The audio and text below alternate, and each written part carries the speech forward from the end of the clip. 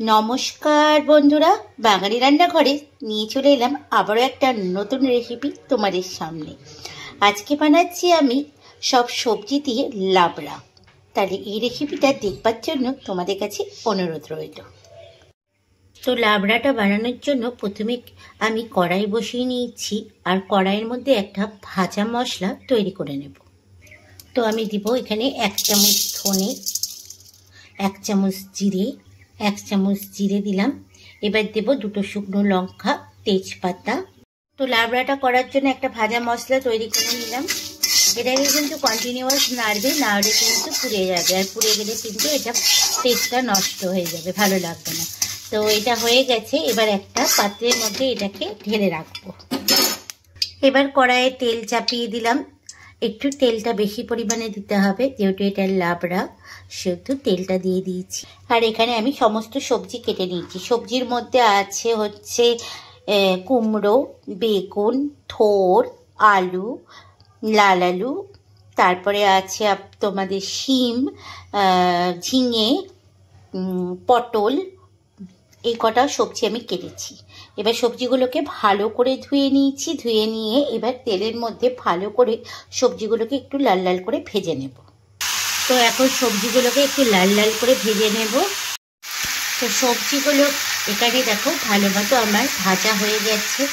এবার আমি যে পুঁই শাকটা কেটে রেখেছিলাম সেই পুঁই শাকটাকে এর মধ্যে দিয়ে দেবো। এখানে আমি পুঁই শাক কেটে রেখেছি দেখো, আর ভালো করে ধুয়ে নিয়েছি। এবার পুঁই শাকটা এর মধ্যে দিয়ে দেবো। পুঁই শাকটা দিয়ে নিয়েছি। এবার সব সবজিগুলোর সঙ্গে পুঁই শাকটাকে ভালো করে মিশিয়ে নেব। পুঁই শাকটা দিয়ে ভালো করে সবজির সঙ্গে ভালো করে মিশিয়ে নিয়েছি। এবার আমি এর ওপর থেকে লবণ দিয়ে দেব।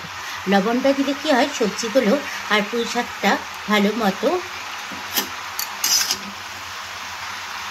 আগে দেখে লবণটা ভালো মতো এর মধ্যে ঢুকে যাবে। তো আমি এখানে স্বাদ মতো লবণ দিয়ে দিলাম। এখানে আমি 1 চামচ মতোই লবণ দিয়েছি। এবার আমি এর মধ্যে 1 চামচ হলুদ দিলাম, আর দেব 1 চামচ মতো মিষ্টি, চিনি।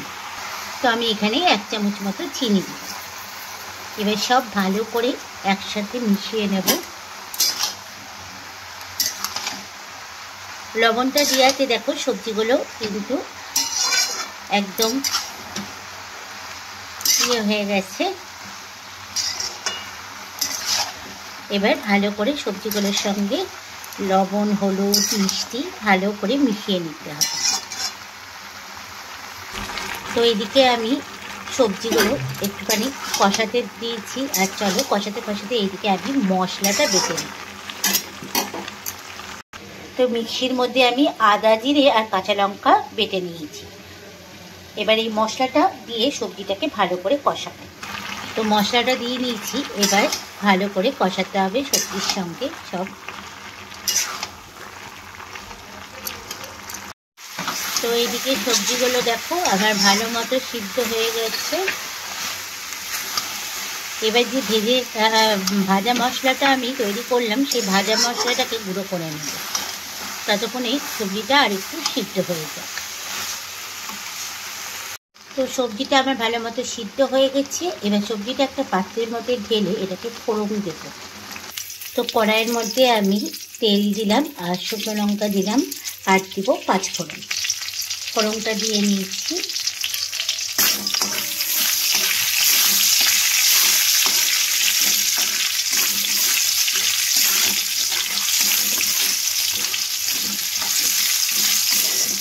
আর ফোড়নটা দেওয়ার সময় তোমরা কিন্তু অতি অবশ্যই তেলটা একটু বেশি দেবে। তো এখানে আমার ফোড়নটা লাল করে ভাজা হয়ে গেছে, দেখতেই পাচ্ছ। এবার আমি যে সবজিটা করেছি সেই সবজিটা এর মধ্যে দিয়ে দেব। এবার সবজিটা দিয়ে ভালো করে নাড়াচাড়া করে নেব ফোড়নের সাথে। এবার যে ভেজে রাখা মশলাটা গুঁড়ো করেছিলাম সেই মশলাটা এর উপরে দিয়ে দেব। আমি এখানে যে মশলাটা করলাম শুকনো খোলায়, সেই মশলাটা দেখো গুঁড়ো করেছি। এবার এই মশলাটা ওর মধ্যে দিয়ে দেব। এবার ভালো করে একসাথে সব মিশিয়ে নেব। আর এই মশলাটা দিলে কিন্তু তরকারিতে আলাদা একটা সেন্ট আছে। যে কোনো নিরামিষ তরকারিতে তোমরা এই মশলাটা ভেজে রেখে দিতে পারো, স্টোর করে দিয়ে নিরামিষ তরকারিতে দিলে কিন্তু নিরামিষ তরকারির টেস্ট আরও সুন্দর হয়ে যায়। তো আমার রান্নাটা হয়ে এসছে, তো আমার লাবড়ার তরকারি রেডি হয়ে গেছে। তাহলে এই রেসিপিটা তোমাদের কেমন লাগলো বন্ধুরা, অতি অবশ্যই কমেন্টস করে জানিও।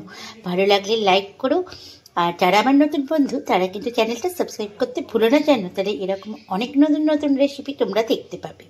তো দেখা হচ্ছে আবারও একটা নেক্সট ভিডিওতে তোমাদের সঙ্গে। সবাই ভালো থাকবে, সুস্থ থাকবে। আজকের মতো সবাইকে টাটা।